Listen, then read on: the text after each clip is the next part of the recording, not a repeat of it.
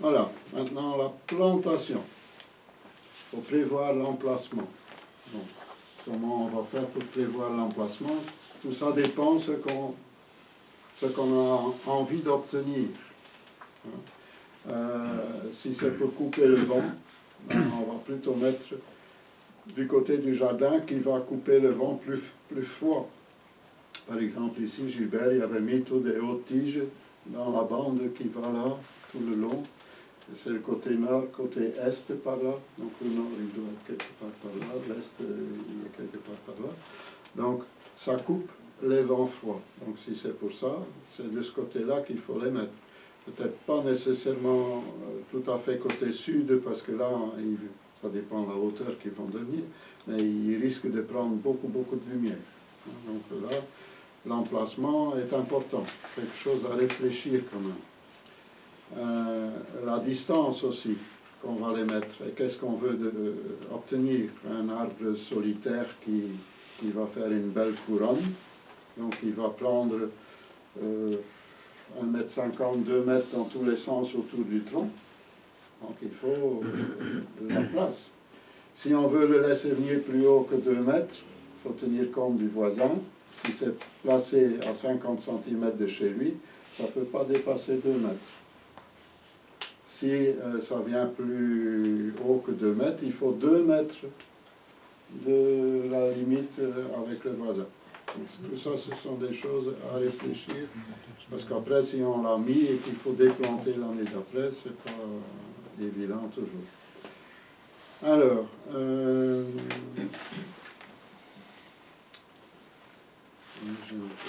me demande si c'est même pas plus. Non, si c'est pas 3 mètres. Il faut voir les règles urbanistiques. 2 mètres. Ça dépend des communes, et peut-être qu'en France, c'est encore des autres lois comme Je vois l'autre, c'est 2 mètres. En principe, c'est 2 Si mètres. c'est des trucs pour les forêts et tout ça, comme les bouleaux et tout, là c'est 5 mètres. Ah oui. Ah oui, Bon, bah, pour mettre de boulot pour avoir des pommes. Mais non, c'est bien, les distances, moi je parle des distances. Du boulot pour avoir des sous pour acheter des pommes. Voilà. Donc, tout ça c'est important. Bon, il faut savoir aussi que si vous ne prenez pas le soleil de chez vous, vous prenez peut-être le soleil du voisin. Alors c'est mieux de bien s'entendre avec le voisin que de bien s'entendre avec l'arbre.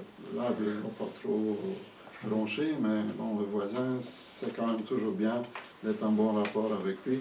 Et alors, si vous mettez des hautes tiges, surtout, faire attention, hein, parce que ça va faire des branches qui vont faire au moins 4 mètres de large. Donc, même si vous le mettez à 2 mètres, ça va passer 2 mètres chez le voisin. Donc là, c'est peut-être pas à faire, sauf si le voisin, mais encore, après, le voisin, il change de propriétaire, la maison change de propriétaire. Et après, c'est là que les ennuis commencent. Les ennuis commencent avec les animaux, avec les enfants et avec les plantes, souvent. C'est là souvent qu'on a des bons contacts ou pas avec ses voisins. Donc, voilà. Chacun il doit bien réfléchir quand même comment il va faire. Voilà, maintenant comment on va planter? On ne va pas faire les trous à l'avance, parce que les trous à l'avance, ça peut faire que un tout petit peu bouger. On ne va pas couper le soleil, je vais me mettre un peu en dehors. On ne va pas faire le... Bon, tu peux laisser, tu sais, ça fait plus clair. Oh, non, c'est bon. Sinon, je bouge à fur et à mesure. Après, je vais me retrouver de l'autre côté de la table. Il va te mettre le soleil. Je parle assez fort pour que vous allez m'entendre quand même. Donc, ne pas faire le trou à l'avance, parce que, bon, ça dépend des années, ça dépend du sol. Mais surtout si on a un sol argileux qui pourrait amasser plein d'eau, ben, automatiquement, ça va être boueux, et dans la boue, c'est jamais bien. On va tout dénaturer, la structure du sol et tout ça. Faites pas le trou à l'avance, c'est pas la peine. Parfois, on dirait, oui, comme ça, je peux vite les planter quand je rentre. Bon, si vous n'avez pas le temps de les planter, mettez-les ce qu'on appelle en jauge. Donc, rien que les racines sous la terre, donc vous faites un trou, quitte même à les coucher, hein, et enterrer rien que les racines, vous les couchez de biais, éventuellement contre quelque chose, et couvrez de terre. Donc ne pas les laisser à racines nues à l'air pendant 2-3 jours. Hein. Logiquement, si vous rentrez avec, il faut tout de suite soit les mettre en jauge, soit les planter. Donc si tu en as beaucoup à planter, il ne faut pas prévoir. Bon, les trous à l'avant, ça peut être la veille hein, ou l'avant-veille, ça ne va pas faire grand-chose. Hein, mais bon. Ne rien mettre dans le fond des trous par après quand on va planter. Ils ont besoin. La seule chose qu'on pourrait éventuellement mettre, c'est un petit peu de blé. Parce qu'en poussant, en germant, ils libèrent un peu d'hormones de croissance. Ça peut éventuellement se faire. Mais je ne pense pas que ça apportera énormément pour la reprise de l'arbre. Peut-être pour des choses beaucoup plus difficiles à reprendre que c'est plus indiqué. Un pommier, un poirier, c'est pas trop grave. Si jamais vous êtes ennuyé avec les rongeurs, donc avec les mulots, avec les taupes, bon, ouais, eux ils vont peut-être faire des passages, peut parfois être embêtant si vous avez vraiment une colonie, mais en principe une taupe est assez territoriale, il n'y en a pas trop au même endroit.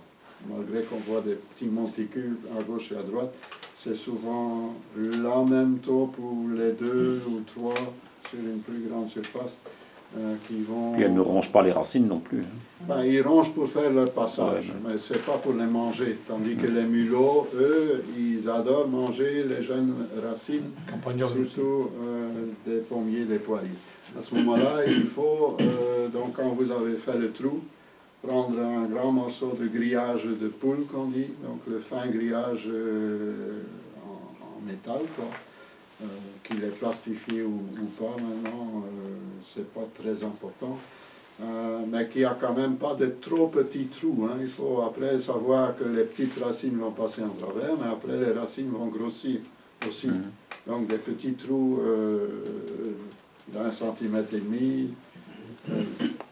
pas trop grand non plus, parce que les rongeurs vont passer en travers.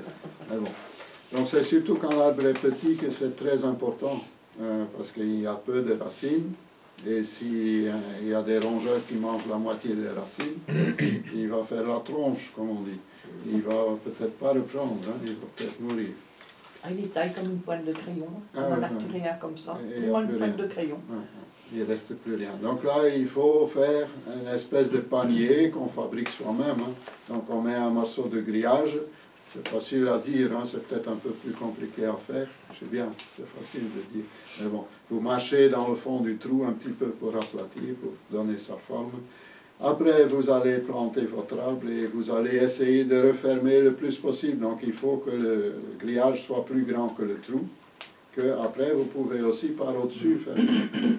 Parce que c'est déjà une protection s'il y a les bords qui sont fermés, mais les rongeurs sont malins assez pour passer au-dessus et faire leur trou juste à côté du tronc. Donc voilà. Prévoir aussi que le tuteur peut être placé, donc il faudra peut-être prévoir un trou dans le grillage avant de tout installer pour passer le tuteur dedans. Alors, mettre un tuteur avant la plantation, pas une fois que l'arbre est déjà placé, parce que là vous ne voyez plus où sont les racines, et avec un peu de malchance, c'est toujours comme ça que ça arrive, quand on ne veut pas faire de travers, on fait de travers, on va tomber sur la plus belle racine et on va la casser en enfonçant avec un gros maillet notre poteau. Donc voilà, faire le trou, mettre le grillage s'il faut, si on n'a pas de problème de rongeur, ce n'est pas du tout nécessaire de le faire. Hein. Certains jardins sont infestés, d'autres n'en ont pas. Chez moi, je n'ai pas ce souci-là. Il y a beaucoup de chats qui voyagent et tout ça, je n'ai pas de souci à ce niveau-là. J'ai de la chance. Voilà, tout le monde n'a pas cette chance-là. Donc faire une espèce de panier avec le tuteur, et après, on va mettre, donc il faut faire le trou grand assez vis-à-vis des racines. Hein. Il Il ne faut surtout pas que les racines remontent quand on les met dans le sol, parce qu'une racine ne pousse pas comme ça. Elle va périr, le bout qui remonte va périr. De toute façon, elle va avoir du mal à trouver sa direction en plante et c'est pas bon. Donc en principe, toutes les racines doivent au moins être horizontales, mais même aller plutôt vers le bas. Donc moi je plante un petit peu au départ, quand je mets l'arbre, il est un peu trop profond, parce qu'il faut absolument que le point de greffe dépasse du niveau du sol quand on a fini de planter. Donc au départ, moi je mets un petit peu trop bas. Je mets la terre que j'ai séparée. Un côté, je mets la terre du haut.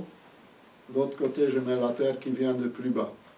Parce qu'on sait très bien que la terre qui est dans le haut contient des bactéries et des choses vivantes qui doivent absolument avoir de l'oxygène, et les autres qui sont plus bas n'en ont pas besoin, il vaut mieux qu'ils n'en ont pas, au moins, quoi.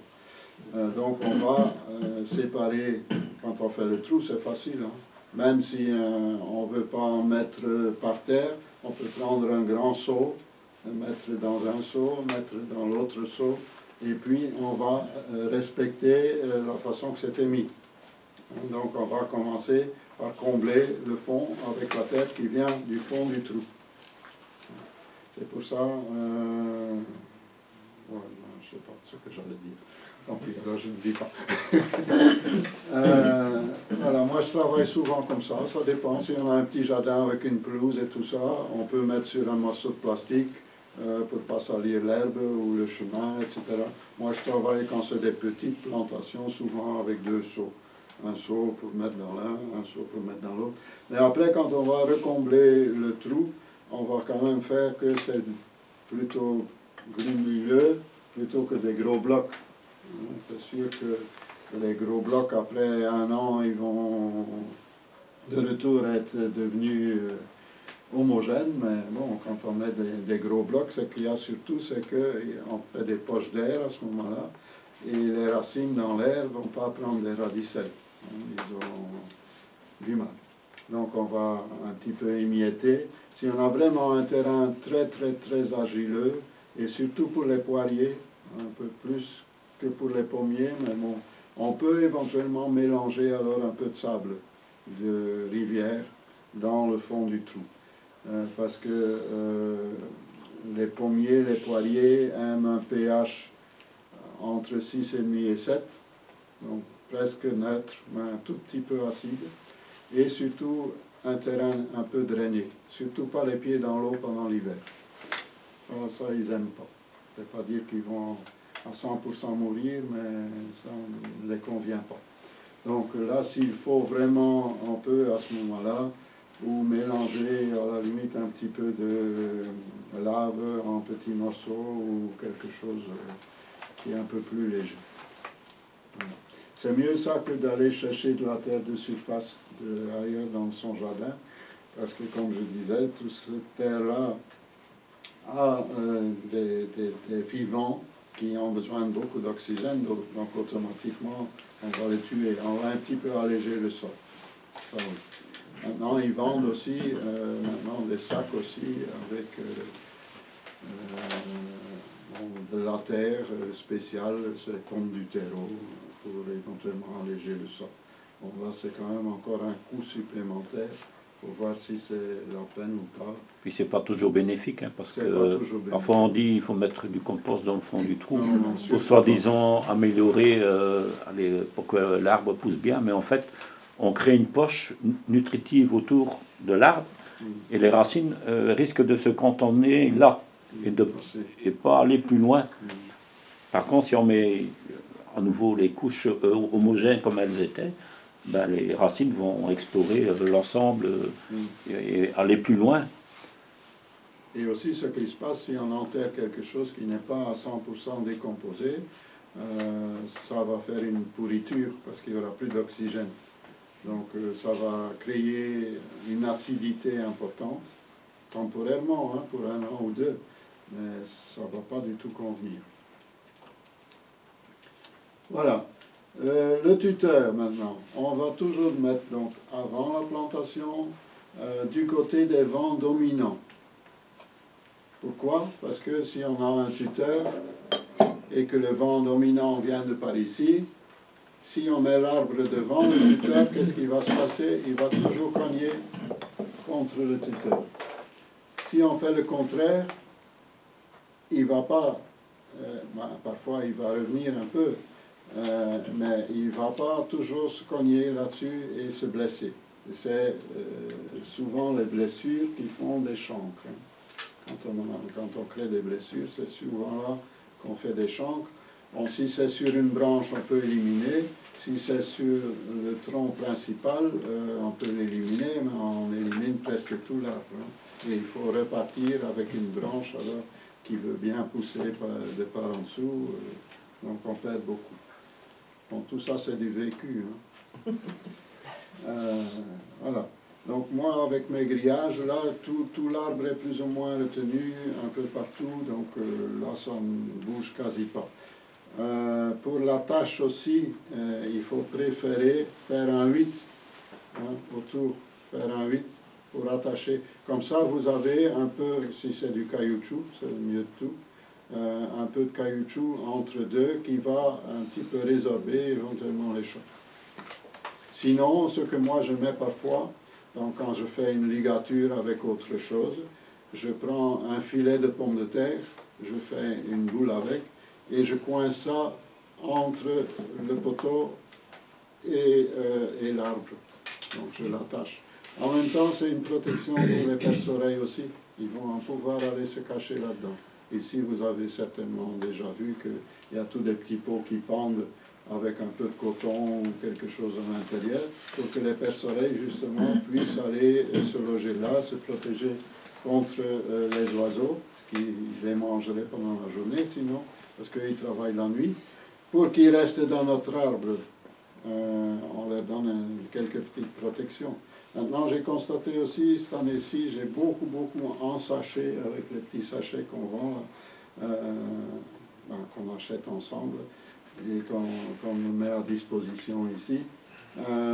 Donc, je trouve très souvent, quand j'enlève une pomme, une, voire deux ou trois perce-oreilles à l'intérieur du sachet.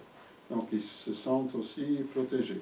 Donc, déjà, c'est une constatation que j'ai faite.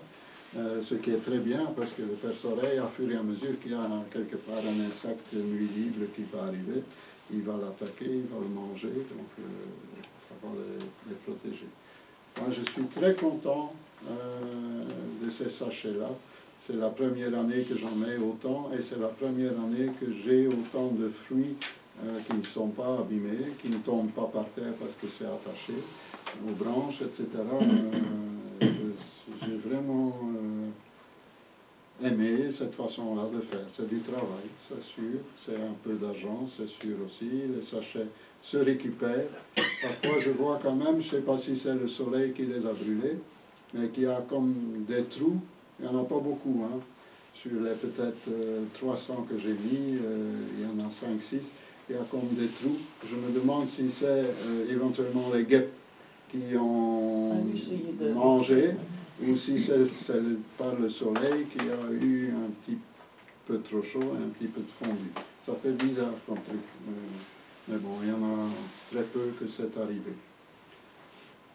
Voilà. Donc, on a séparé la terre. On va remettre la terre émiettée qui était au fond dans le fond. Et alors, quand c'est à moitié rempli, plus ou moins, je prends un peu le tronc de l'arbre et en secouant légèrement, je le remonte à la hauteur qu'il faut. Comme ça, ça fait que les racines doivent suivre, bien sûr, le tronc et qu'ils se mettent automatiquement aussi un petit peu à la verticale. Donc, parce que, ouais. Comme je disais, il faut absolument qu'ils retournent dans le sol. Alors, quand c'est à peu près à 3-4 pleins, je mâche une fois sur la terre pour un petit peu tasser, et à ce moment-là, il faut donner minimum 10 litres d'eau, comme ça, au goulot avec l'arrosoir, 10 litres d'eau, même que ça stagne un petit peu au début, après ça va redescendre. Justement, encore une fois, pour éviter qu'il y a trop de trous d'air. Donc c'est pour compacter un petit peu le sol et le faire coller autour des racines, pour qu'il puisse repartir tout de suite dans le sol. Et après seulement, je mets la dernière couche de la terre du dessus. Et là, je n'arrose plus. Comme ça, le sol par en dessous est bien humide. Avec la terre, même si c'est une période assez sèche et que la terre n'est pas fort humide, elle va faire le tampon et elle va éviter que l'eau qui est en dessous transpire ou part avec le vent, avec la chaleur, etc. Qu'elle sèche. Et si la terre est le terrain est déjà très humide? Oui, mais là, tu ne sais rien faire d'autre. Hein. Tu ne vas pas aller mettre dans le four, dans la cuisine pour faire sécher. Non. Ben, la seule chose que tu pourrais faire, c'est laisser un petit peu la couche du dessus en aéré, qu'elle sèche un peu, mais ça dépend quel terrain qu'on a. Si c'est de l'argile, ça ne va pas donner quelque chose. Si c'est déjà une terre un peu nettement plus noire, elle va sécher assez vite et on peut le remplir. Mais je ne crois pas que c'est fort nécessaire de faire ce genre de choses-là. Je ne sais pas si vous avez peut-être déjà entendu parler du pralinage des racines. Oui, aussi. Donc en fait, le but, donc c'est praliner, c'est en fait faire une boue avec de l'argile et tremper les racines dedans. C'est simplement aussi le fait, c'est pour empêcher les racines de se dessécher. Donc l'argile forme une couche autour des petites radicelles et l'arbre est, je dirais, mieux protégé si, par exemple, il reste un moment à l'air libre. Ben voilà, les petites radicelles restent bien vivantes et intactes. Il y en a qui mettent aussi des bousses de vache dans leur praliné. Et là, je pense qu'il y a des hormones de croissance dedans. Hein. Oui, c'est pour ça. Donc il y a des hormones de croissance, mais je pense dans la bouse que, de vache. Oui. Dans nos régions, ici, c'est pas très important de faire ça. Même le pralinage par ici est moins important, mais dans les côtés, surtout où c'est un terrain fort sablonneux, Ouais, c'est ça. Là c'est beaucoup plus important. Donc là c'est vraiment plus intéressant de faire ce genre de choses. Parce qu'un terrain souvent sablonneux est moins riche aussi. Hein. Voilà. Alors, donc 10 litres d'eau. Donc bien voir que la greffe est au-dessus du sol. Hein. Ça j'ai dit tantôt, mais ça c'est très important parce que sinon l'arbre va prendre racine au-dessus de la greffe. Donc on va court-circuiter le porte-greffe. Donc souvent les arbres qui sont greffés au-dessus, ce sont des arbres qui peuvent devenir très grands si on ne les greffe pas. Hein. Donc maintenant si on court-circuite les racines du porte-greffe qui se remplacent par des racines de l'arbre lui-même, on va obtenir un arbre buisson de 10 mètres de haut. Hein. Donc là c'est très important que, et par après aussi, hein, parce que parfois on rajoute, le terrain il augmente. Faire quand même attention que les racines ne se développent pas au-dessus de la greffe. C'est ce qu'on appelle l'arbre franc. Hein. Ouais, qui pousse sur ses propres racines. Donc s'il a développé des racines au-dessus du point de greffe, on dit que l'arbre s'est affranchi en fait. Ouais. Donc faire attention à ça, c'est pour ça quand on fait le cours de greffe ici, moi j'essaye toujours de greffer un peu plus haut. Plus haut, hein. Ce qu'on achète, on n'a pas toujours le choix. Mais si dans un magasin, jardinerie, vous trouvez différent, choisissez un alors que vous voyez que là où ça a été greffé, c'est un peu plus haut. Ça me semble intéressant. Pourquoi on ne les greffe pas trop haut? Parce que souvent, alors, il y a aussi des branches qui viennent du porte-greffe. Et eux, ils vont prendre toute la nourriture en détriment de ce qui a été greffé dessus. Donc là, il faut prévoir, si jamais il y a des pousses qui viennent sous le greffe, sous le point de greffe, de les tailler, de les couper. Alors, on peut aussi avec cela, et moi j'ai déjà fait quelquefois, faire des porte-greffes. Même avec les arbres colonnaires, là, c'est aussi un porte-greffe très spécial avec ce qu'on greffe dessus, qui fait qu'on obtient un arbre comme ça. Quand il y a un rejet comme ça qui sort en dessous, pendant 1 an ou 2, je coupe un pot de fleurs, le fond, et je l'ouvre comme ça, et je mets ça autour de la repousse, et je remplis de terre. Et avec un peu de chance, ça prend racine, et on a un porte-greffe qu'on peut utiliser pour greffer par après.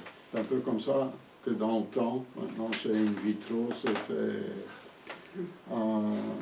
des quantités énormes à la fois, mais dans le temps, on mettait un porte-greffe sans greffer quelque chose dessus, plus ou moins couché dans le sol, et on attendait qu'il y avait des pousses qui venaient, et quand il y avait des racines en dessous, on avait des nouveaux porte-greffes. C'est comme ça qu'on faisait longtemps.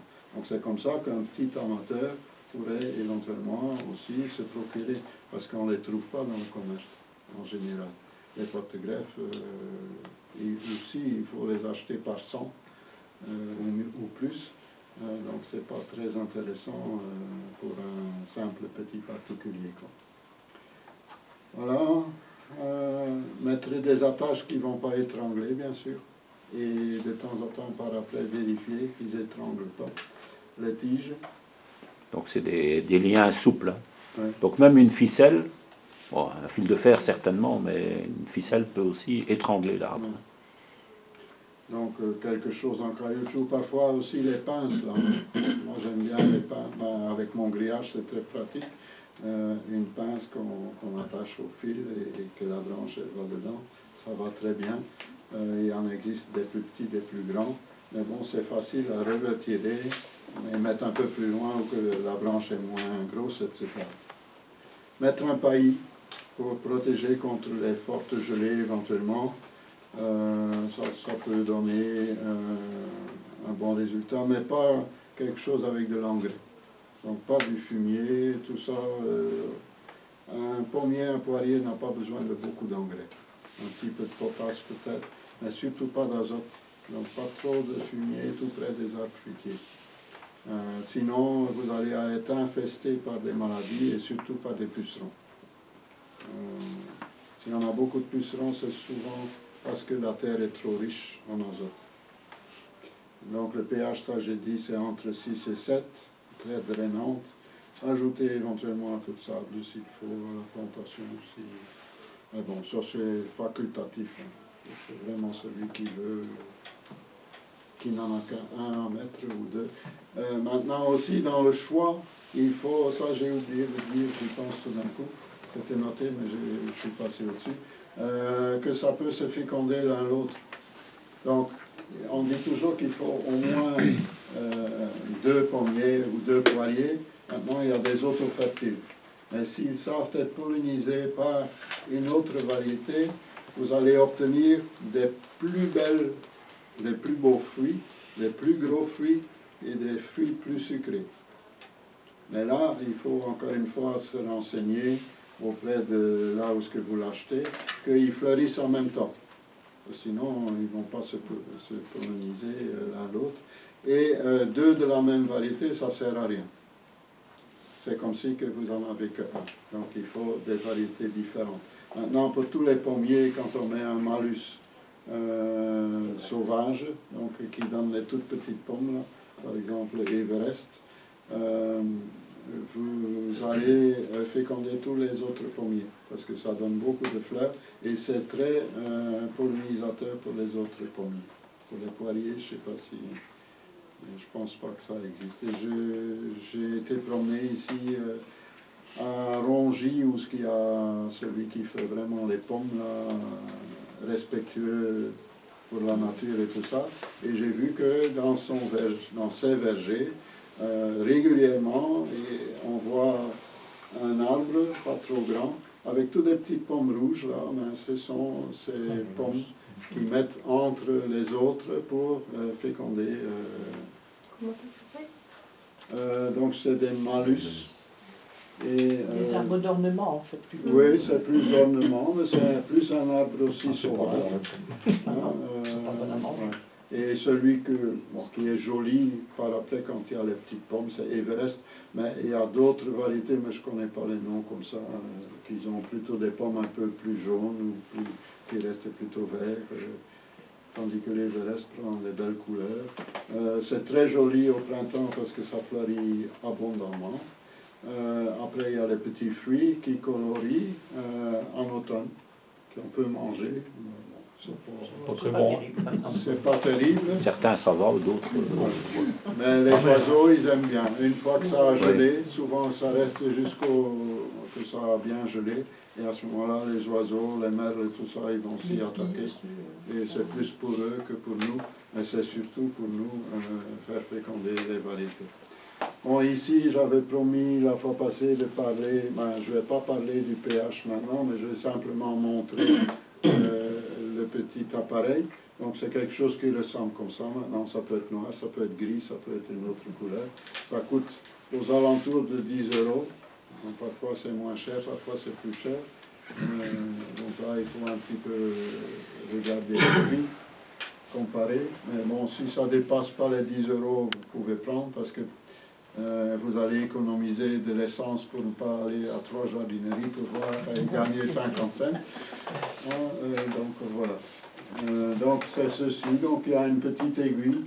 Ça travaille comment? C'est un métal différent entre la tige et la pointe qui a un joint qui va justement empêcher que les deux métaux se touchent.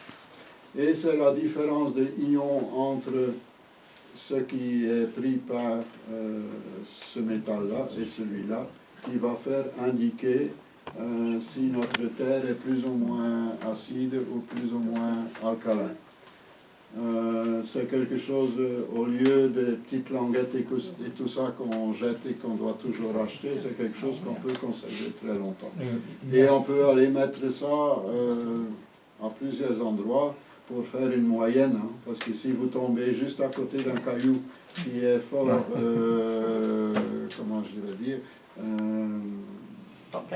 calcaire, vous allez avoir un pH fort élevé. Hein. Il faut mettre 5 cm plus loin et vous n'avez plus. Donc faire une petite moyenne. Bon, maintenant, ici, dans le jardin, j'ai quand même trouvé une paire d'endroits que c'est un petit peu acide, mais en principe, si on met beaucoup de couverture du sol et qu'on fait des variations de plantes et tout ça, le sol, il a tendance à toujours aller au neutre, donc à 7. Ici, j'avais même essayé avec un pot, mais qui traîne là depuis 5-6 ans. Ça restait toujours neutre. Ici, c'est du terreau qui a été utilisé pour semer au printemps. Mais là, je n'ai pas vraiment une hauteur fort suffisante. C'est un petit peu moins humide, parce que quand on fait ça l'été, que le terrain est très sec, ça ne marchera pas. Il faut arroser avant. Oui, il faut arroser avant, mais si tu fais avec l'eau de ville, tu mets du calcaire. Ah non, avec de l'eau de pluie. Hein. Avec de l'eau de pluie. Une bonne pluie. Non, parce que j'en ai un, ça ne marche pas si on n'arrose pas. Ah, oui, Ça donne n'importe quoi. Comme donc ici, on voit qu'il y a tendance à aller un petit peu plus bas, à 6,7, 8. C'est logique, parce que les terreaux sont toujours vers 6,5, entre 6, doivent être entre 6,5 et 7, surtout si c'est pour semer. Parce que la graine doit avoir un petit peu d'acidité pour savoir se dégager de son enveloppe. Voilà.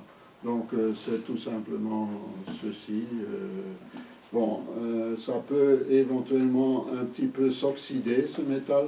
Donc moi j'ai toujours une petite, une vieille petite éponge de cuisine et je frotte un petit peu, comme ça s'il y a de l'oxydation. Et si c'est pour mettre entre 2 ou 3 fois pour qu'il n'y a pas de la terre, quand ça colle assez bien, l'autre côté un petit peu nettoyé et on est reparti. Donc il rentre à 7 et il redescend un tout petit peu. Voilà. On peut le faire dans l'eau aussi, pour voir si l'eau est acide ou non. Ça marche pas. Non, parce que là, on court-circuite le joint. Ah ouais, ouais. Hein, donc il Ouais, faut l'eau absolument conducteur. ce petit joint entre les deux métaux pour faire fonctionner le dog. Ouais, j'ai fait, j'essaie, parce que j'avais mis du vinaigre dans l'eau et j'ai mis de plus en plus de vinaigre Ça et marche ça, pas. marchait, ça restait toujours le même. Et Donc, puis t'as le mettre sur les mauvaises herbes dans le gravier. bon, je vais laisser la place à Michel. Hein.